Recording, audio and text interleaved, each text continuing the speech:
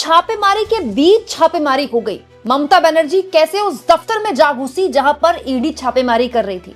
पश्चिम बंगाल की मुख्यमंत्री ममता बनर्जी ने गेट पर खड़े होकर, दफ्तर के बाहर खड़े होकर ईडी के जरिए सीधा सीधा अमित शाह को आगाह किया कि जिस चालबाजी में आप चल रहे हैं पश्चिम बंगाल में, वो किसी भी हाल में होने नहीं दी जाएगी। दोस्तों, इस वक्त पश्चिम बंगाल में एक हाई प्रोफाइल केस में ईडी छापेमारी कर रही थी, लेकिन तब इस पूरे मामले में बड़ा राजनीतिक एंगल सामने आ गया जब मुख्यमंत्री ममता बनर्जी उस दफ्तर में पहुंच गई जहां ईडी छापेमारी कर रही थी। और तो और छापेमारी करने वाले ईडी के बीच में जा घुसी ममता बनर्जी। सब कुछ मैं आपको तफसील से बताती हूँ और साथ में आपको ये भी बताती हूँ कि कैसे मुख्यमंत्री ममता बनर्जी ने अमित शाह को नोटी बोला। दरअसल हुआ क्या कि आज सुबह से ईडी के सॉल्ट लेक के सेक्टर 5 में कंसल्टेंसी फर्म है आईपैक, एक कंसल्टेंसी फर्म है आईपैक, इसके दफ्तर में ईडी की आज सुबह से छापेमारी चल रही है एक केस को लेकर। ये जो आईपैक कंसल्टेंसी फर्म है दोस्तों, ये अभिषेक बनर्जी के काफी करीब मानी जाती है, ममता बनर्जी के भतीजे। दरअसल यही कंसल्टेंसी फर्म है जो बड़े करीने से, माना यह जाता है बड़े करीने से, टीएमसी में किसको टिकट दिया जाएगा, किसको नहीं दिया जाएगा, किसका टिकट कटेगा, किसका नहीं कटेगा, इस कंसल्टेंसी फर्म के ऊपर ये एक तरह से पार्टी ने जिम्मेदारी दी हुई है। आपको पता है हमारे देश में अब इस तरह की कंसल्टेंसी फर्म्स आ गई हैं जिस पर पार्टियां काफी भरोसा करती हैं अपने संगठन के अलावा भी। तो दिल्ली से एक विशेष दल आया था ईडी का, जो कि इस पूरे मामले में आईपैक के प्रमुख प्रतीक जैन के लाउंडन स्ट्रीट घर का भी दौरा उन्होंने किया। वहां पर तलाशी अभियान चल रहा था। ये दरअसल मामला कोयला तस्करी के मामले से जुड़ा हुआ है और इस पूरे मामले में छापेमारी चल ही रही थी, तभी अचानक मुख्यमंत्री ममता बनर्जी यहां पहुंच गई। मुख्यमंत्री ममता बनर्जी खुद प्रतीक जैन के घर पहुंच गई जहां पर छापेमारी चल रही थी इस कंसल्टेंसी फर्म के मालिक। दोस्तों, बकायदा ममता बनर्जी बाहर खड़े होकर मीडिया से बात नहीं कर रही थी। सुनने में आया कि वो सीधा अंदर चली गई। मतलब आप सोचिए सीन कि जिसके यहाँ छापेमारी चल रही है वो बैठे हैं, ईडी की टीम बैठी है जो कि दिल्ली से आई है, ठीक है, स्थानीय टीम नहीं है, और मुख्यमंत्री वहां पहुंच जाएं तो क्या माहौल होगा वहां पर। दरअसल इसका ये एक तरीका है दोस्तों ममता बनर्जी की पॉलिटिक्स करने का। वो हमेशा एक संदेश देती है अपनी पब्लिक को कि वो सीधा सीधा डायरेक्ट लोहा ले सकती है केंद्र की सरकार से। केंद्र की चाहे कोई भी सरकार हो, वो डरती नहीं है। और आप जानते ही हैं दोस्तों कि पश्चिम बंगाल की मुख्यमंत्री ममता बनर्जी और केंद्रीय एजेंसियों के बीच का विवाद जो है हाल के सालों में कितना बड़ा है। हालांकि विपक्ष की तमाम सरकारों के बीच वो विवाद बड़ा है, लेकिन ममता बनर्जी और ईडी सीबीआई का जो विवाद रहा है वो काफी बड़ा रहा है। लेकिन ये तो मतलब हद ही हो गई कि सीधा सीधा ममता बनर्जी न केवल वहां जा घुसी जहां पर छापेमारी चल रही, मतलब छापेमारी के बीच में छापा मार दिया ममता बनर्जी ने, बल्कि बाहर आकर सीधा सीधा आरोप लगा दिया कि ये छापेमारी चली इसलिए रही थी क्योंकि बीजेपी को ये जानना है कि कितनों के टिकट काट रही है टीएमसी, कितने नए लोगों को टिकट दे रही है। इनफैक्ट ममता बनर्जी ने तो ये तक कह दिया कि उनको पहले से ही पता था कि ऐसा कुछ बीजेपी करने वाली है, इसीलिए वहां से जो हार्ड डिस्क है, जो डेटा है, जो इंपॉर्टेंट डेटा था पार्टी का, वो हमने आउट कर लिया, वहां से हमने निकाल लिया।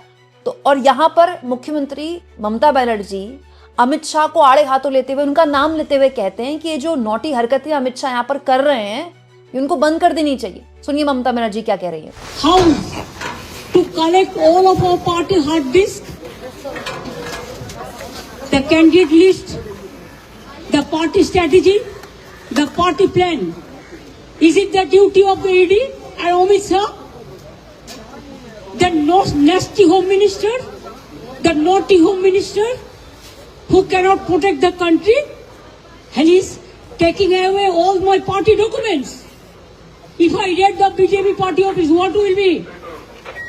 What will be the result? They didn't have any guards. One side the SIR case, they are deleting all the names of the Bengal people.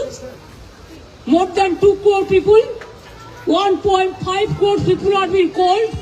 54 lakhs are being deleted without any asking their details. They are using WhatsApp only, and because of election they are collecting all my information of my party. देखो मैंने सब लेके आया because I rang up Pratik because he is the in charge of my party. So my hard disk, see, phone, hard disk, all they are collecting, and they are already attacked my IT office also. In fact, sector 5, I am going there also.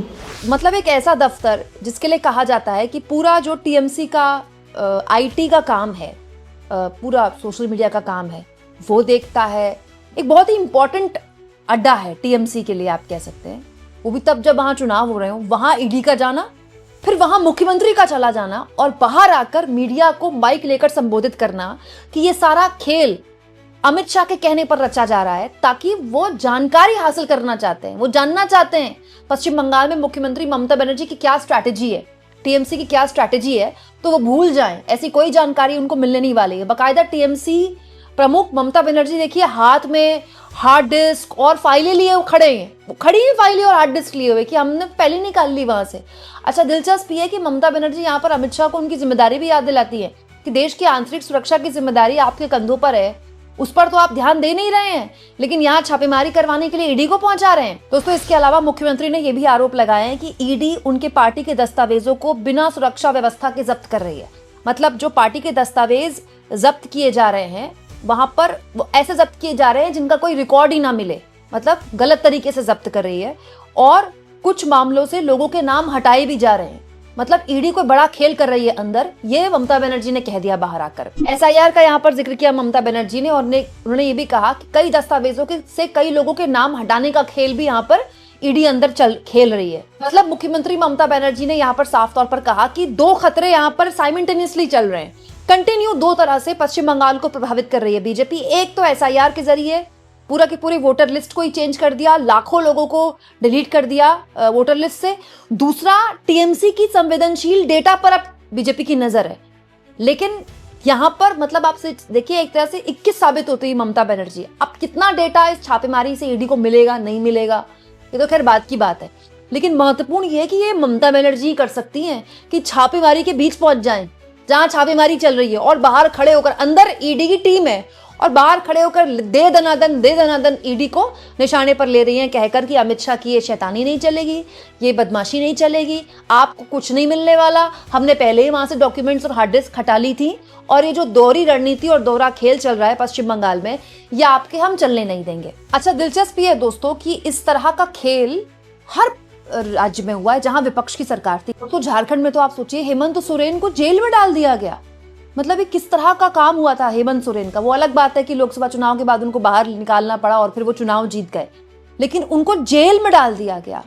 Arvind Kejriwal को आप देखिए, उनको बेमतलब jail में रखा गया। बाद में उनको सुप्रीम कोर्ट ने जब जमानत दी तो किस तरह की टिप्पणियां की, लेकिन ऐसा लोहा किसी ने नहीं लिया भाई जो ममता बनर्जी ले रही है। डायरेक्ट वहीं पहुंच जाए, मतलब ईडी छापेमारी करने पहुंची और ममता बनर्जी ने ईडी पर छापा मार दिया। ये बताता है कि बंगाल की लड़ाई कितनी दिलचस्प और कितनी सेंसिटिव होने वाली है। तो सोचिए कितना खतरनाक है दोस्तों कि एक ऐसा दफ्तर जहां पर किसी पार्टी का काम चलता है, उस दफ्तर पर एक केंद्रीय एजेंसी छापेमारी करती है। हालांकि वो किसी और केस को लेकर कर रही है, लेकिन ये आरोप अपने आप में कितने इंपॉर्टेंट और कितने महत्वपूर्ण हो जाते हैं आज के दौर में, जब पहले से ही विपक्ष के लिए लेवल प्लेइंग फील्ड नाम की कोई चीज ही नहीं है। आपको क्या लगता है? कमेंट बॉक्स में जरूर लिखें, और जितना हो सके दोस्तों चैनल को शेयर भी करें और सब्सक्राइब भी।